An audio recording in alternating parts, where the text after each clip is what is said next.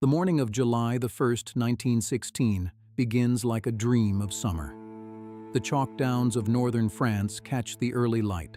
The larks are still singing. And somewhere beneath the ground, in a narrow ditch called St. John's Road, 800 men from the island of Newfoundland stand ready to walk into the open. They are young men, most of them. Fishermen's sons and merchant sons, boys from the outports and the capital, from St. John's and Bonavista and Conception Bay. They have trained hard. They have crossed the Atlantic.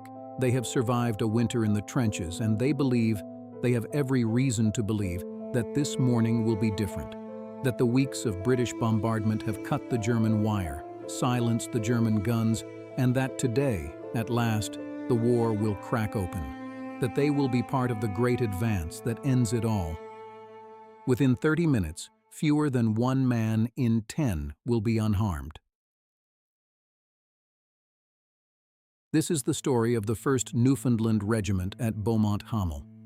It is a story of extraordinary courage and of catastrophic loss. It is the story of how a single July morning entered the memory of an entire people and never left. In 1914, Newfoundland was not yet part of Canada. It was a self-governing dominion of the British Empire, proud of that status and deeply bound to Britain by sentiment, trade, and tradition. When war was declared, the response was swift.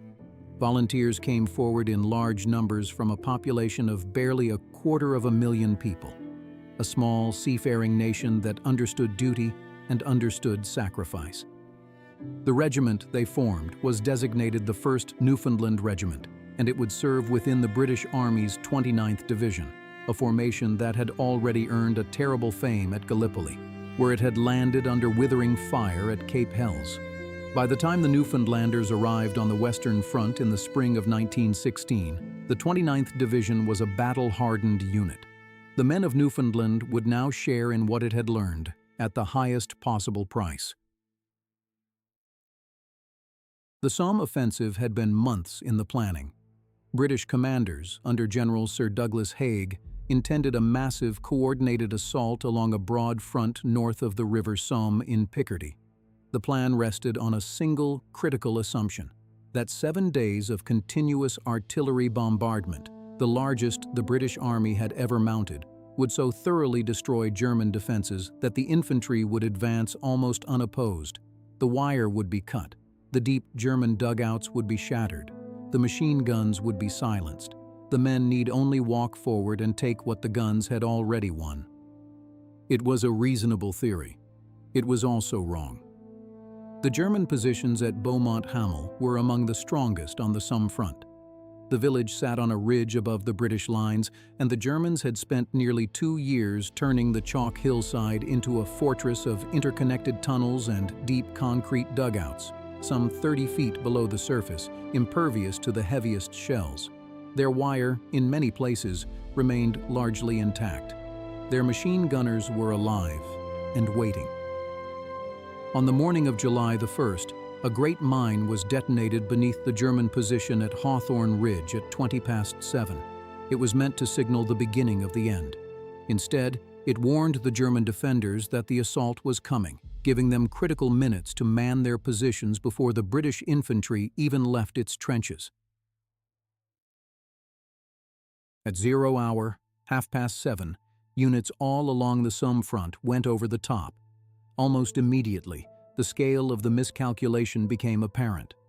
German machine guns opened fire across the open ground. Whole battalions were cut down within yards of their own wire. The dead began to accumulate in the sunlit grass, in rows, as if they had lain down to sleep. The Newfoundland Regiment was not in the first wave. They were held in reserve in the support trench called St. John's Road, named with deliberate sentiment for the capital of their home.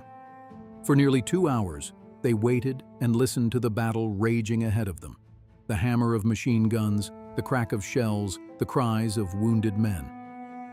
Then, at approximately 9:15 in the morning, the order came. Lieutenant Colonel Lovell Hadow, the regiment's commanding officer, ordered the Newfoundlanders forward. They would advance as planned to support the attack. What confronted them immediately was a problem no plan had anticipated. The communication trenches leading forward from St. John's Road were choked, blocked with the dead and dying of the units that had gone before. There was no way through. And so the men of the First Newfoundland Regiment did what soldiers do.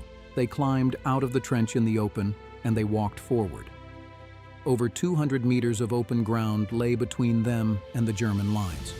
There was no cover, no smoke, no element of surprise. The German defenders could see them clearly, could see the rows of men emerging from the trench, moving forward through the warm morning air, and they turned their guns upon them.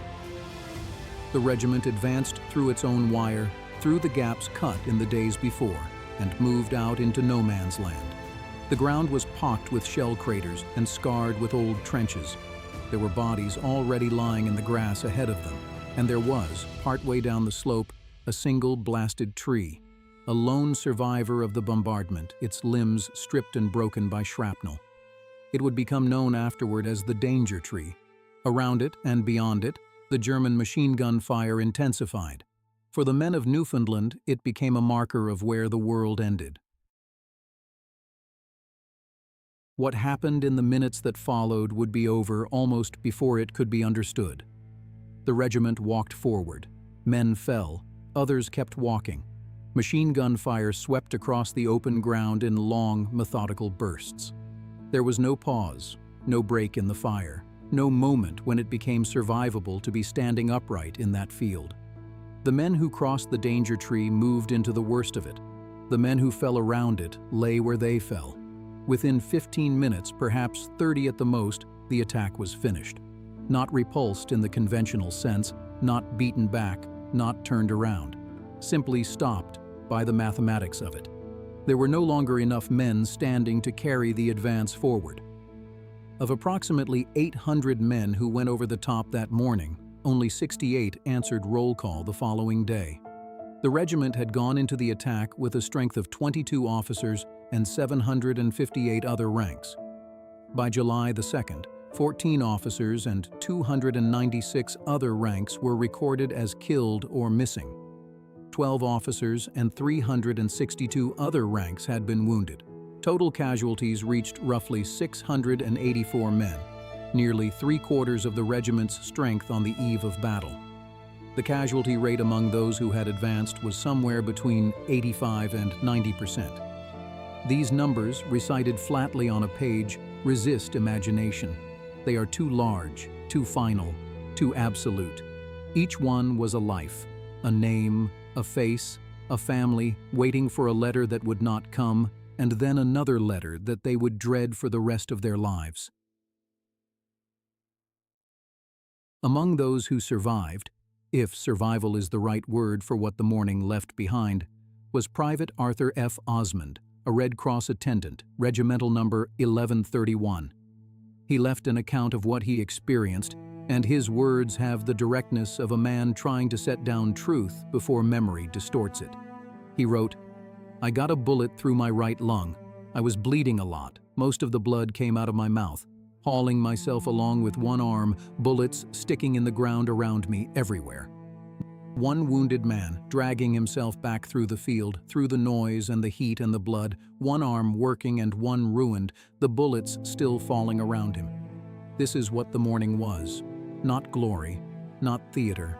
One man, breathing through a punctured lung, making his way back across the broken ground, because that is what a man does when there is nothing else left to do." Private Thomas White McGrath, regimental number 856, was cut from different cloth in his response to the same horror. Where others could only retreat or survive, McGrath moved forward. Under heavy fire on July the 1st, he went out into no man's land to bring in wounded men. He went out again on July the 2nd, and on July the 3rd, he went out again, searching for any man still living in that field of dead. For his conduct across those 3 days, he was awarded the Military Medal. But there is something in the plainness of that fact, 3 days of walking back into the place that had destroyed his regiment, that resists decoration. The bravery was simply what it was. The regiment held what positions it could in the days that followed. By July the 6th and 7th, the survivors, now numbering only 168 other ranks, were holding a stretch of the front line against the possibility of German counterattack. Lieutenant O.W. Steele, who had been wounded on July the 6th, died on the 7th. There were so few officers left that command in places fell to sergeants and corporals doing the work of a much larger force. In the aftermath, as headquarters tallied the numbers and tried to find language adequate to what had happened, a senior commander of the 29th Division offered a verdict that has endured. He wrote, "It was a magnificent display of trained and disciplined valor, and its assault only failed of success because dead men can advance no further." It is a phrase that cuts to the center of the thing. Dead men can advance no further. It acknowledges, without softening, that the regiment did not fail. It accomplished everything that flesh and will and training could accomplish. It simply ran out of men. Sir Douglas Haig, the British commander-in-chief, wrote of the regiment in terms he reserved for the exceptional, "Newfoundland may well feel proud of her sons. The heroism and devotion to duty they displayed on 1st July has never been surpassed." High praise from a commander not given to easy sentiment. And yet there is a discomfort in it, in the praise of commanders for men they ordered into fire that should not have been survivable. The Newfoundlanders did what was asked of them. They could not do the impossible, and neither the praise of generals nor the weight of subsequent memory can quite resolve that tension. It is worth dwelling for a moment on what the 1st of July meant and means in the particular geography of Newfoundland and Labrador.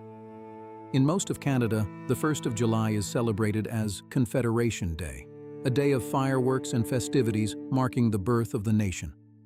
But in Newfoundland, which did not join Canada until 1949, the 1st of July carries a different weight entirely. It is Memorial Day. The flags are lowered to half-mast. Church services are held. In the villages along the coast and in the city of St. John's, the day belongs to the dead of Beaumont-Hamel. It belongs to the names read aloud, to the photographs on the walls of houses, to the grandfathers no one can quite remember, and the great-uncles who never came home. There are places where a single morning's catastrophe reshapes the identity of a people for generations. The 1st of July 1916 is that morning for Newfoundland. It is almost impossible to overstate how deeply the loss was felt or how long it has echoed.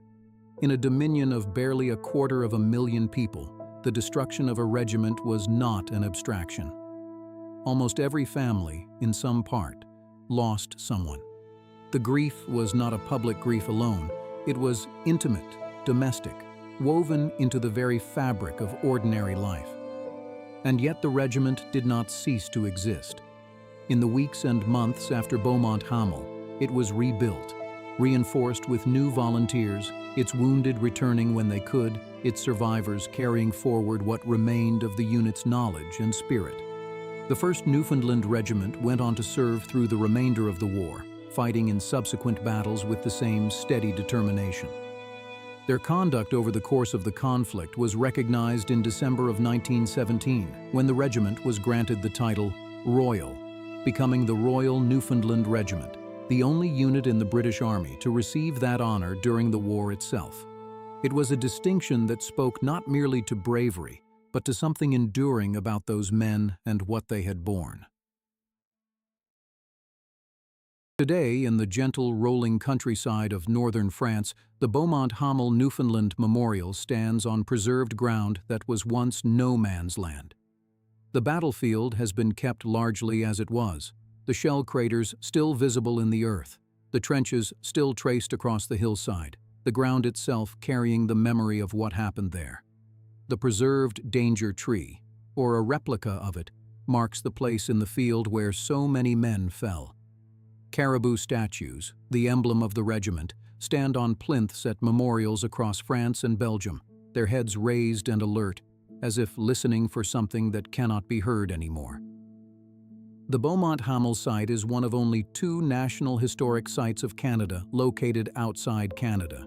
It belongs, in law and in sentiment, to the country that eventually became home to the people of Newfoundland and Labrador. It is a place of pilgrimage.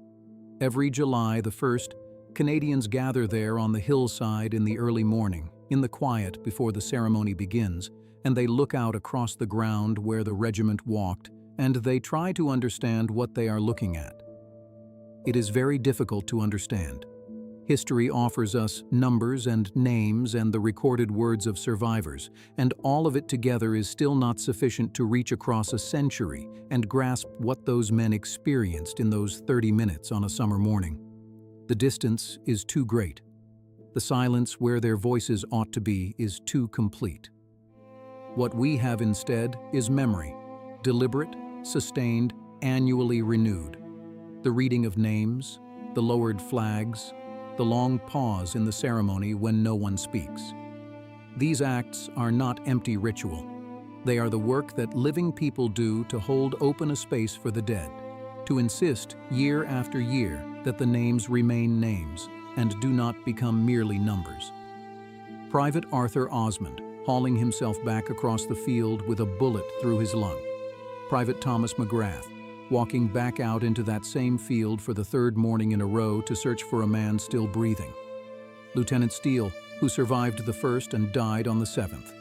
684 men in a single day, in 30 minutes, on a hillside in France, and 68 men who answered roll call the next morning and carried everything that the others could not carry any further. There is a phrase sometimes used of battles like this one, that the men did not die in vain.